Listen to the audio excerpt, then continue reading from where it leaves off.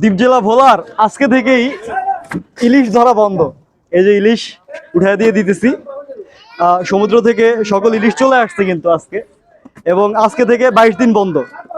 এবং এই 22 দিনের জন্য জেলেরা, ওই যে এই পাশে যদি আমরা দেখাই, যে জেলেরা কিন্তু হচ্ছে তারা জাল টাল মেরামতে আছে, এমনকি অনেকে হচ্ছে তাদের নিজ গন্তব্যে সকাল হইতে চলে গেছে আর কি। এই যে ওনারা দেখা গেল যে বোট খালি করে চলে যাবে, এবং যারা মাছ নিয়ে যাচ্ছে ওনারাও নির্দিষ্ট গন্তব্যে মাছ পৌঁছে দিবে আর কি। এই যে গুনে গুনে আসলে মাছ উঠানো হচ্ছে।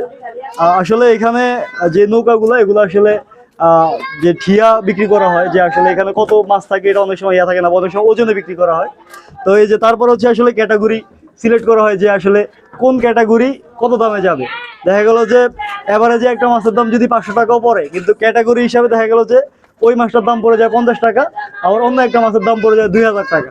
তো আজকে থেকে 22 দিন হচ্ছে যা ইলিশ ধরা বন্ধ থাকবে, এবং তারপরে আবার পুনরায় আপনারা ইলিশ পাবেন।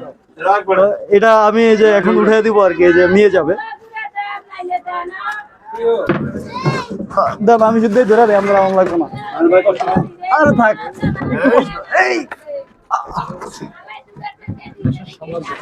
ইলিশের সাম্রাজ্য ভোলা।